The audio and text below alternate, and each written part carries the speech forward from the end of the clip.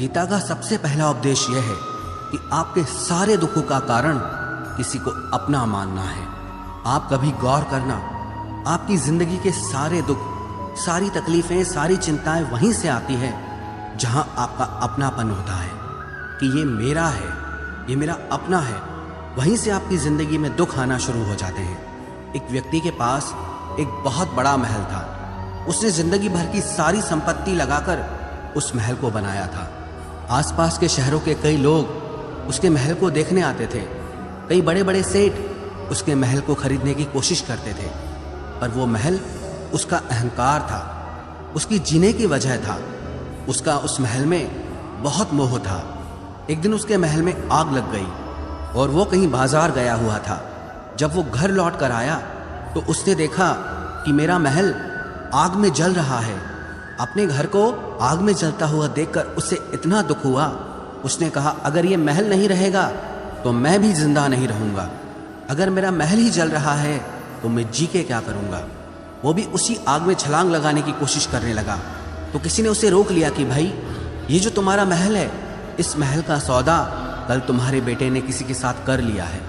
जब उसे पता चला कि ये महल अब मेरा नहीं रहा, किसी और का हो चुका है, तो उसकी सारी चिंता खत्म हो गई। जैसे और लोग उस जलते हुए महल को देखकर तमाशा देख रहे थे, वैसे ये भी खड़ा हो गया। इतनी ही देर में उसका बेटा आया। वो अपने बेटे को देखकर बहुत प्रसन्न हुआ। उसे आशीर्वाद देने लगा कि तेरे जैसा बेटा तो बहुत भाग्यों से मिलता है। तूने तो मेरी जिंदगी बचा ली। आज इस घर में आग लगी है और तूने कल ही इसका सौदा कर दिया। वो अपने पिताजी से कहने लगा कि पिताजी, मैं इस महल के सौदे के लिए बात तो करने गया था, पर सौदा अभी पक्का हुआ नहीं है। जब उसके पिता ने यह सुना कि अभी इस महल का सौदा हुआ नहीं है, तो वो फिर फूट फूट के रोने लगा, फिर अपनी छाती पीटने लगा। महल वही है, इंसान वही है, लेकिन जब महल मेरा है तब वो दुख भी देता है, खुशी भी देता है। लेकिन जब वो मेरा नहीं है, उससे मेरा कोई रिश्ता नहीं है, तो सारे दुख ही खत्म हो जाते हैं। ऐसे ही जिंदगी में जब किसी जगह को, किसी इंसान को, किसी रिश्ते को, किसी काम को हम अपना मान लेते हैं, मेरा मान लेते हैं, तो वहीं से ही सारे दुखों की शुरुआत होती है, वहीं से हर तकलीफ की शुरुआत होती है। तो श्रीमद् भगवद गीता का पहला उपदेश यही है कि आप जैसे ही किसी को अपनी जिंदगी जीने की वजह मान लेते हो कि इसके बिना तो मैं जी ही नहीं सकता, तो वो चीज, वो इंसान, वो काम आपको बहुत दुख देता है। गीता का दूसरा उपदेश यह है कि अवश्यमेव भोक्तव्यम कृतम कर्म शुभाशुभम, कि आपने कोई भी कर्म किया हो उसका फल आपको जरूर भोगना पड़ेगा। अगर आपने अच्छे कर्म किए हैं तो जाने अनजाने किसी मुश्किल वक्त में आपको वो आपके अच्छे कर्म उस मुश्किल वक्त से बचा लेंगे। अगर आपने गलत कर्म किए हैं, पाप किया है, तो उसकी सजा भी आपको जरूर मिलेगी। वो इंसान कितना ही छुप कर कर्म करे, चाहे वो कितना ही चालाकी से कर्म करे, लेकिन कहते हैं कि उस परमात्मा के, ईश्वर के चारों तरफ कैमरे लगे हुए हैं। हमारे एक एक कर्म पर वो प्रकृति, वो परमात्मा अपनी दृष्टि बनाए रखते हैं। हमारे एक एक कर्म का हिसाब होता है। एक गांव में दो मित्र रहते थे। उन दोनों ने विचार किया कि इस गांव में हम धन नहीं कमा पा रहे। वो दोनों धन कमाने के लिए शहर में चले गए। कुछ वर्ष वहां रहकर उन्होंने काफी धन कमाया। फिर सोचा कि अब हम अपने घर वापस चलते हैं, पर्याप्त मात्रा में हमने धन कमा लिया है।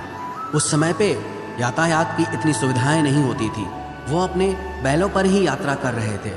चलते चलते मार्ग में रात हो गई, तो उन्होंने विचार किया, आज रात हम यहीं विश्राम करते हैं। एक मित्र ने कहा कि मैं यहाँ पर रहकर धन की रक्षा करता हूँ, तुम बाजार जाकर भोजन की व्यवस्था कर लो। जब वो मित्र बाजार गया तो उसके मन में पाप आ गया। उसने कहा, इतना पैसा हमने कमाया है, अगर मैं इसको यहीं जंगल में मार दूं तो सारा पैसा मेरा हो जाएगा, नहीं तो मुझे इसका आधा धन इसको देना पड़ेगा। मन में ये खोट आने पर उसने अपने मित्र के खाने में जहर मिला दिया, और जब वो खाना लेकर के अपने मित्र के पास गया, उसका मित्र वो जहर वाला खाना खाकर वहीं पर उसकी मृत्यु हो गई। वो व्यक्ति सारा धन लेकर के अपने घर वापस आ गया। फिर उसके घर में एक पुत्र ने जन्म लिया। जब उसका बेटा पैदा हुआ तो वो बहुत बीमार रहता था। उसने अपने जीवन में जो कुछ भी धन कमाया था, उसका वो सारा धन अपने बेटे के इलाज में ही खत्म हो गया। बेटा बड़ा होता गया और इसका धन नष्ट होता गया। जब उसका बेटा थोड़ा बड़ा हो गया तो उसके पिता ने पूछा कि बेटा तू इतना बीमार क्यों रहता है, तू ठीक क्यों नहीं होता? मैंने अपनी जिंदगी का सब कुछ तुझ पे लगा दिया पर फिर भी तेरी तबीयत ठीक नहीं रहती। तो उसके बेटे ने बोला, कौन सा बेटा और कौन सा पिता?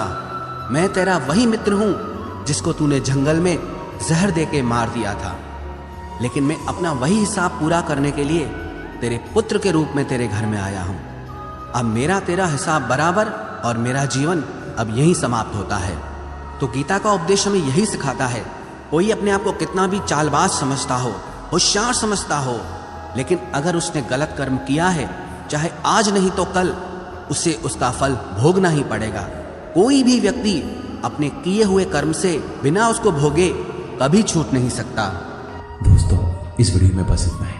मिलते हैं अगले वीडियो में। अपना ख्याल रखिएगा। जय श्री कृष्ण।